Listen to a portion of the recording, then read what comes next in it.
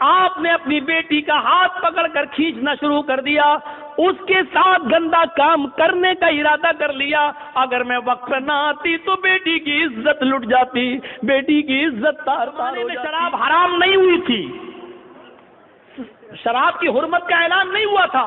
اس انصاری نے سب کو کھانا کھلایا اور کھانا کھلانے کے بعد شراب کا جام بھی پلوا دیا۔ شراب پی، حرام تو ہوئی نہیں تھی، اس لیے جو لوگ پیتے تھے وہ پی لیتے تھے۔ شراب یہاں پی اور یہاں مغرب کی اذان کی آواز آنے لگی، اب سب کہنے لگے کہ شراب تو پی لی، اب نماز پڑھنے مسجد میں کیا جاؤں، چلو یہیں جماعت کر لو۔ گھر میں ہی جماعت ہونے لگی۔ حضرت عبد الرحمن ابن عوف کو امام بنا دیا۔ حضرت عبد الرحمن ابن عوف نماز پڑھا رہے ہیں مغرب کی، حضرت علی اور دوسرے صحابہ پیچھے کھڑے ہیں اور مغرب میں زور زور سے قرآن کی تلاوت کی جاتی ہے، وہ بھی کر رہے ہیں۔ شراب اپنا رنگ دکھانے لگی، دماغ پہ چڑھنے لگی، اور یہاں قرآن کی آیت پڑھ رہے ہیں، الحمدللہ رب العالمین الرحمن الرحیم مالک یوم الدین ایاک نعبد و ایاک نستعین اہدنا الصراط المستقیم صراط الذین انعمت علیہم غیر المغضوب علیہم ولا الضالین۔ گاڑی صحیح چلی یہاں تک۔ اس کے بعد انہوں نے آنے لگا، چڑھ گئی اور نماز میں ہے، بسم اللہ الرحمن الرحیم، اب قرآن کی سورت شروع ہو گئی، قل یا ایھا الکافرون لا اعبد ما تعبدون۔ قرآن کی آیت یہی ہے، لیکن یہ کیا پڑھ رہے ہیں نماز میں، قل یا ایھا الکافرون نحن نعبد ما تعبدون۔ بالکل معنی ہی الٹ دیا۔ ترجمہ کیا ہوا، قل یا ایھا الکافرون، اے محمد صلی اللہ علیہ وسلم کہہ دو اے کافرو، لا اعبد ما تعبدون، میں ان جھوٹے خداؤں کی پوجا نہیں کرتا جن کی تم کرتے ہو۔ یہ ہے ترجمہ، لیکن انہوں نے کیا پڑھ دیا، نحن نعبد ما تعبدون۔ اے محمد صلی اللہ علیہ وسلم کہہ دو کہ اے کافرو، میں بھی ان جھوٹے خداؤں کو پوجتا ہوں جن کو تم پوجتے ہو، میں بھی ان کی عبادت کرتا ہوں جن کی تم کرتے ہو۔ معنی ہی بدل گیا۔ اللہ اللہ کر کے کسی طرح نماز ختم ہوئی، وہاں اللہ کے نبی کے اوپر قرآن کی آیت نازل ہوتی ہے، یا ایھا الذین آمنوا لا تقربوا الصلاۃ وانتم سکارى حتی تعلموا ما تقولون۔ اے ایمان والو، تم نماز کے قریب مت جاؤ جب تم نشے میں ہو۔ یہ آیت نازل ہو رہی ہے اللہ کے نبی کے اوپر، اے مسلمانوں، اے ایمان والو، تم نماز کے قریب مت جاؤ جب تم نشے میں ہوا کرو، تو نماز کے قریب مت جاؤ، اس وقت تک نہ پڑھو جب تک کہ تم ان باتوں کو سمجھنے نہ لگو جو تمہارے منہ سے نکل رہی ہیں۔ تمہیں خود نہیں معلوم لا اعبد ما تعبدون پڑھنا ہے کہ نحن نعبد ما تعبدون پڑھنا ہے، تم سمجھ ہی نہیں پا رہے ہو۔ جب تک تم اپنی زبان سے نکلنے والے جملے اور ورڈز کو سمجھنے نہ لگو تب تک تم نماز نہ پڑھو۔ صحابہ کے ضمیر جھنجھڑ گئے، یا اللہ، یہ شراب اتنی خراب چیز ہے کہ اللہ تعالیٰ نے نماز جیسی عبادت کو ملتوی کر دیا۔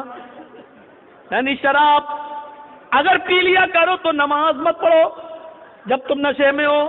یا اللہ، ایسے کیسے ہو سکتا ہے کہ میں نماز کے لیے شراب چھوڑ دوں، شراب پیوں، شراب نماز چھوڑنے کے لیے شراب پیوں؟ نہیں نہیں نہیں، شراب چھوڑ سکتا ہوں لیکن نماز نہیں۔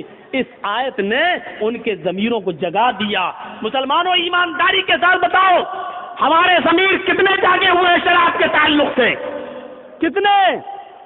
چلیے آئیے میرے ساتھ بامبے کا سفر کریے، ٹاٹا ہاسپٹل چلیے۔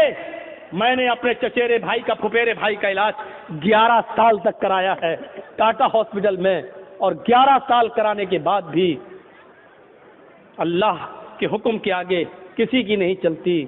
اور 11 سال کے بعد جب اس کا دوبارہ پیر کا آپریشن ہوا تو 3 مہینے کے بعد اس کا کینسر اوپر تک بڑھ گیا اور پھر ہم نہیں بچا سکے۔ وہی ہوا جو اللہ کو منظور تھا۔ ٹاٹا ہاسپٹل گواہی دے گا، کتنے لوگوں کے لیور میں کینسر شراب کی وجہ سے ہوتا ہے، کتنے لوگوں کی آنتوں میں کینسر شراب کی وجہ سے، اور کتنے لوگوں کی کڈنی خراب ہوئی ہے، ان میں کینسر ہوا ہے شراب کی وجہ سے۔ یہ ٹاٹا ہاسپٹل کی دیواریں لکھی ہوئی ہیں، بتا رہی ہیں، وہاں کے ڈاکٹر آپ کو گواہی دیں گے۔ میرے بھائیوں، شراب کینسر کی بنیادی بیماری کی جڑ ہے۔ یہ لیور کا کینسر کر دے، یہ دماغ کا کینسر کر دے، یہ آنتوں کا کینسر کر دے، یہ کڈنی کا کینسر کر دے، یہ جس خون میں دوڑتی ہے کس حصے کو کینسر کا پیشنٹ بنا دے، یہ کچھ نہیں کہا جا سکتا ہے۔ اللہ کے رسول نے اس کو ایسے ہی حرام قرار نہیں دیا ہے، اس کو چھوڑیے۔ ایک صحابی ہیں، شراب حرام نہیں ہوئی ہے، انہوں نے زیادہ پی لی ہے، اور زیادہ پینے کے بعد پھر وہ اپنی بیٹی کو پکڑ لیے، ہاتھ پکڑ کر کھینچنے لگے، اپنے روم میں لے جانے لگے جہاں وہ ان کی بیوی سوتی تھی۔ بیوی نے دیکھا کہ میری بیٹی کا یہ کھینچ رہے ہیں میری بیٹی کو، تو وہ آئی اور اپنی بیٹی کو بچاتی ہیں اور شوہر کو دھکا دیتی ہے، پتی کو کمرے میں بند کر دیتی ہیں۔ جب نشہ اترتا ہے تو وہ دروازہ اندر سے پیٹتا ہے، یہ دروازہ کھولتی ہے، وہ صحابی اپنی بیوی کو مارتے ہیں اور پیٹتے ہیں۔ جب بیوی پیٹ چکی تو کہنے لگی تھک گئے ہو کیا اور نہیں مارو گے؟ پھر اس نے اپنی بیوی کو گلے سے لگا لیا اور کہا تم جانتی ہو کہ تم نے مجھے بند کر دیا اس لیے میں نے مارا۔ ہاں مار تو لیا لیکن پوچھا نہیں کہ کیوں میں نے بند کیا۔ آج تم نے شراب کچھ زیادہ ہی پی رکھی تھی۔ کہا وہ تو ہو جاتا ہے کبھی کم کبھی زیادہ، اگر پی لی تو کیا ہوا؟ نہیں میرے ہسبینڈ، نہیں میرے پتی، آپ نے آج اتنی پی لی کہ آپ بیوی میں اور بیٹی میں انتر نہیں کر سکے، فرق نہیں کر سکے۔ آپ نے اپنی بیٹی کا ہاتھ پکڑ کر کھینچنا شروع کر دیا، اس کے ساتھ گندا کام کرنے کا ارادہ کر لیا۔ اگر میں وقت پر نہ آتی تو بیٹی کی عزت لٹ جاتی، بیٹی کی عزت تار تار ہو جاتی۔ صحابی یہ جملہ سنتے آنکھوں میں آنسو آ جاتے ہیں، دارو کی تار روتے ہیں، آسمان پہ نظر ڈالتے ہیں کہ اللہ یہی جملے سننے کے لیے تو نے مجھے زندگی دی ہے، کیا یہی مجھے سننا باقی رہ گیا تھا؟ یہ زمین پھٹ جاتی، میں زمین میں دھس جاتا، آج کے بعد کون سا چہرہ لے کر میں اپنی بیٹی کے سامنے آؤں گا؟ پھر کہنے لگے اللہ تو گواہ رہنا، آج کے بعد میں شراب کو ہاتھ نہیں لگاؤں گا۔ جب شراب حرام نہیں ہوئی تھی، شراب پینے کی گنجائش موجود تھی، جب حرام نہیں ہوئی تھی تو لوگ اس کا نقصان دیکھ کر ہمیشہ چھوڑنے کی نیت کر لیتے تھے، قسم کھا لیتے تھے کہ ہم اس کو ہاتھ نہیں لگائیں گے۔ نوجوانوں جب حرام نہیں ہوئی تب لوگ اس کو چھوڑنے کی قسم کھا لیتے تھے، تمہارے نبی نے اس کو حرام قرار دیا ہے، حرام قرار دیا ہے۔ جیسے سور کا گوشت حرام ہے، جیسے گدھا حرام ہے، جیسے کتے کا گوشت تم نہیں کھا سکتے ہو یہ حرام ہے، اسی طریقے سے شراب حرام ہے۔ تم کیسے پی لیتے ہو، کیسے تمہارے حلق کے نیچے اتر جاتی ہے؟ قرآن اس کو شیطان کی گندگی کہتا ہے، انما الخمر والمیسر والانصاب والازلام رجس من عمل الشیطان۔ شراب، جوا، آستانوں کے نام پہ پھال چڑھائے ہوئے پھال، تیروں کے پھال، جوا اور انصاب اور ازلام اور پانسے کے تیر، یہ ساری کی ساری چیزیں رجس من عمل الشیطان، شیطان کی گندگی ہے۔ اللہ نے یہ نہیں کہا حرام، رجس من عمل الشیطان، شیطان کی گندگی ہے۔ ایک انسان اپنی گندگی نہیں کھا سکتا ہے، دوسرے کی گندگی کھانا تو بہت دور کی بات۔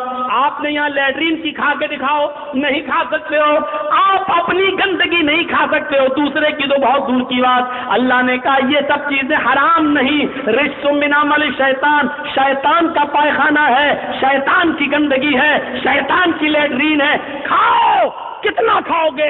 اللہ تعالیٰ نے اس کو شیطان کی گندگی قرار دیا ہے، رجس من عمل شیطان، یہ شیطان کی گندگی ہے، شیطان کی گندگی۔ میرے بھائیوں ذرا تصور کرو، مفسرین نے لکھا ہے حرام کی جگہ پر یہاں اللہ نے رجس کیوں استعمال کیا؟ تاکہ آدمی کے مائنڈ میں، دماغ میں رہے کہ جب اپنی گندگی نہیں کھا سکتے ہیں تو شیطان کی گندگی، یعنی جتنی آپ گندگی سے، پائخانے سے، لیٹرین سے نفرت کرتے ہو اس سے کہیں زیادہ شراب سے نفرت کرنی چاہیے، لیکن ہم نہیں کرتے۔ صحابی بیٹی کا ہاتھ پکڑ سکتے ہیں، کیا ہم اور آپ صحابہ سے بڑھ کر ہیں؟ کیا شراب کے نشے میں آ کر ہم اپنی بہن اور اپنی بیٹی کا ہاتھ نہیں پکڑ سکتے؟ اور اللہ کے رسول نے تو کہا ہے، قیامت کی نشانیوں میں سے ایک نشانی یہ بتائی، لا یاتین علی امتی ما تعالی بنی اسرائیل، بنی اسرائیل نے جو کیا وہ میری امت بھی کرے گی، حسب النال بالنال، جیسے پیروں میں پہننے والے جوتے برابر ہوتے ہیں، میری امت میں اور بنی اسرائیل میں کوئی فرق نہیں ہوگا، یہاں تک کہ اگر ان میں سے حتی انکان منہم من آتا علی امہ علانیۃ، اگر ان میں سے کسی ایک نے اپنی ماں کے ساتھ زنا کیا ہوگا تو میری امت میں لکان فی امتی من یصنع ذلک، تو میری امت میں بھی ماں بہن اور بیٹی کے ساتھ زنا کرنے والے لوگ پیدا ہوں گے۔ یہ ماں اور بہن بیٹی کے ساتھ زنا کہاں کیسے ہوگا؟ یہی شراب ہے جس کا نشہ ہمیں اپنی بہن کے ساتھ زنا کرنے پر مجبور کرے گا، ہمیں اپنی بیٹی کے ساتھ زنا کرنے پر مجبور کرے گا۔ کون نوجوان ہوگا جو شراب کے نشے میں اپنی بیٹی، اپنی بہن اور اپنی ماں کے ساتھ زنا کرے؟ کیسا بے غیرت ہوگا وہ، اور یہاں تک پہنچانے والی چیز ہوگی شراب۔ قدامہ ابن مظعون نے بڑھاپے میں بہت ہی مجبوری میں، جب ان کو درد بند نہیں ہو رہا تھا، جب ان کے درد بند نہیں ہو رہا تھا، شدید درد سے کراہ رہے تھے، تو مجبوری میں انہوں نے شراب اٹھائی اور 2-4 گھونٹ اس لیے پی لیے کہ ہمیں نیند آ جائے گی اور کل صبح کسی حکیم کو، کسی طبیب کو دکھا دیں گے۔ وہ بچہ تھی 90 سال کا بوڑھا قدامہ ابن مظعون، جنہوں نے اللہ کے نبی کا زمانہ پایا، جنہوں نے حضرت ابوبکر کا زمانہ پایا، جنہوں نے حضرت عمر کا زمانہ پایا، حضرت عمر فاروق کے زمانے میں انہوں نے تھوڑی سی شراب اس لیے پی لی کہ رات میں ان کو درد ہو رہا تھا اور درد کی وجہ سے وہ کروٹیں بدل رہے تھے، ان کو نیند نہیں آ رہی تھی۔ ان کے گھر کے کسی ممبر نے ان کو تھوڑی سی شراب پلا دی کہ لے لو، سو جاؤ گے، نیند آ جائے گی اور کل صبح کسی حکیم کو دکھا دینا۔ لیکن یہ خبر عمر فاروق کے کانوں تک پہنچ گئی۔ حضرت عمر نے اس 90 سال کے بڈھے کو، قدامہ ابن مظعون کو طلب کیا، ان سے پوچھا، انہوں نے کہا بہت تیز درد ہو رہا تھا، اس درد کی وجہ سے میں نے مجبوری میں شراب پی لی تھی تاکہ درد بند ہو جائے۔ حضرت عمر نے کہا افسوس ہے کہ تم نے مجبوری میں پی، لیکن محمد رسول اللہ نے شراب مجبوری میں بھی پینے کی اجازت نہیں دی ہے۔ ہمیں کوئی ایسی چیز نہیں ملتی کہ بیماری میں یا مجبوری میں اللہ کے نبی نے کبھی شراب کسی کو پلائی ہو۔ اے قدامہ تمہیں کوڑے مارے جائیں گے۔ سارے صحابہ کہتے ہیں آپ اتنے بوڑھے آدمی کو کوڑے کیسے مار سکتے ہیں؟ حضرت عمر کی دلیل یہ تھی، ان کو کوڑے نہ مارنے کی کوئی دلیل دے دو یا اللہ کے رسول کی کوئی حدیث مجھے بتا دو کہ بوڑھے آدمی کو کوڑے نہ لگائے جائیں، ہم ان کو چھوڑ دیں گے۔ لوگوں نے پھر میٹنگ کی اور کہا ٹھیک ہے کوڑے مارنا ہی ہے، 40 کو مارو، لیکن ان کو صحیح ہو جانے دو، ان کی طبیعت خراب ہے، یہ لاٹھی لے کر چل رہے ہیں، بستر پر لیٹے رہتے ہیں، اب ان کو کچھ طاقت آ جانے دو پھر کوڑے مار لینا۔ حضرت عمر نے کہا ان کو اگر ہفتے 10 دن کی مہلت میں دے بھی دوں اور ان سے کہہ دوں کہ گھر جاؤ، 10 دن بعد کوڑے لگائے جائیں گے، لیکن لوگوں اگر ان 10 دنوں میں میں ہی مر جاؤں، میرا انتقال ہو جائے تو میں اپنے رب کو کیا منہ دکھاؤں گا؟ پھر قدامہ ابن مظعون کو کھڑا کر دیا حضرت عمر فاروق نے، اور اس 90 سال کے بوڑھے کو جس نے مجبوری میں شراب پی تھی ان کو 40 کوڑے مارے گئے۔ ان 40 کوڑوں کا اثر قدامہ ابن مظعون کے اوپر یہ ہوا کہ پھر وہ پوری زندگی بستر سے اٹھ نہیں سکے، پھر وہ لیٹرین بستر پہ کرتے تھے، پیشاب بستر پہ کرتے تھے، وہ 1 سال 1.5 سال 2 سال اس کے بعد زندہ رہے، لیکن جتنے دن زندہ رہے وہ بستر سے اٹھ نہیں سکے۔ حضرت عمر کے کوڑے مارنے کے بعد یہاں تک کہ اسی حال میں ان کا انتقال ہوتا ہے۔ میرے بھائیوں، حضرت عمر فاروق نے ان چیزوں کی پرواہ نہیں کہ اس بوڑھے آدمی کو بھی کوڑے مارے۔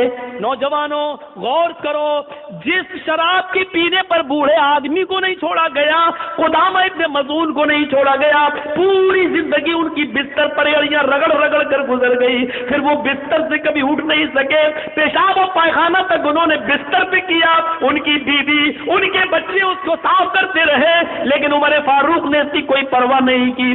یہ شراب پینے والوں کی سزا ہے اسلام کے اندر، ہم اور آپ اس لیے بچے ہوئے ہیں کیونکہ میرے بھائیوں یہ اسلام کا قانون نہیں ہے۔ میرے بھائیوں اسلام کا قانون نہیں ہے۔ انڈیا میں تو کیا ہوا، اپنے دلوں پر اسلام نافذ کرو، سب سے بڑا مسلمان وہ ہے جو اسلام کے قانون کو اپنے دل پر نافذ کرے، جو شریعت کو خود اپنے دل سے مانے، محمد رسول اللہ کے بتائے ہوئے راستے پر خود چلے اور دوسروں کو چلنے کا حکم دے۔ میرے بھائیوں، یہ ہے وَلَا تَشْرَبَنَّ خَمْرًا فَإِنَّهُ رَأْسُ كُلِّ فَاحِشَةٍ، ہر برائی کی جڑ ہے، اس لیے شراب مت پینا۔ اور پانچویں چیز یہ بتائی وَإِيَّاكَ بِالْمَعْصِيَةِ فَإِنَّ بِالْمَعْصِيَةِ حَلَّ سَخَطُ اللَّهِ۔ لوگو، سماج میں کبھی نافرمانی کے کام مت کرنا۔ جب نافرمانی کے کام کرو گے، پاپ اور گناہ کے کام کرو گے، تو یاد رکھنا اللہ کا عذاب تمہارے اوپر آ جائے گا۔ یہ اللہ کا عذاب ہمارے اوپر ہے۔ آج پیٹرول 100 پار کر چکا ہے، یہ کیا ہے؟ کیا یہ اللہ کا عذاب نہیں ہے؟ جب گناہ کرو گے تو اللہ کا عذاب حلال ہو جائے گا، بارش روک لی جائے گی، بہت سی جگہوں سے بارش روک دی جاتی ہے۔ کیا یہ اللہ کا عذاب نہیں ہے؟ ہاں، یہ بھی اللہ کا عذاب ہے کہ جب تم نافرمانی کے کام زیادہ کرو گے تو اللہ تمہارے اوپر غلط ظالم سرکاریں بٹھا دے گا۔ آج بھارت کو ظالم آدمی ملتا ہے، ہٹلر ملتا ہے، حجاج ابن یوسف کی طرح ایک ظلم کرنے والا انسان ملتا ہے جو 750 کسانوں کے مرنے کے بعد 2 منٹ کا مون نہیں رکھ سکتا ہے، ان کو ساتنا نہیں دے سکتا ہے، ان کے لیے 2 پیار کے شبد نہیں بول سکتا ہے۔ جب NRC اور CA پر مسلمانوں کو گولیوں سے مارا جا رہا تھا تو ان کے لیے ایک رحم کا لفظ اس کی زبان سے نہیں نکل سکتا ہے۔ یہ ہماری نافرمانی کا نتیجہ ہے۔ جب تم گناہ کرو گے تو ہم تمہارے اوپر ظالم اور جابر حکمراں بٹھا دیں گے۔ یہ اللہ کا عذاب نہیں تو اور کیا ہے ہمارے اوپر، کیونکہ ہم گناہوں سے اپنی زندگی کو لبریز کیے ہوئے ہیں، بھرے ہوئے ہیں۔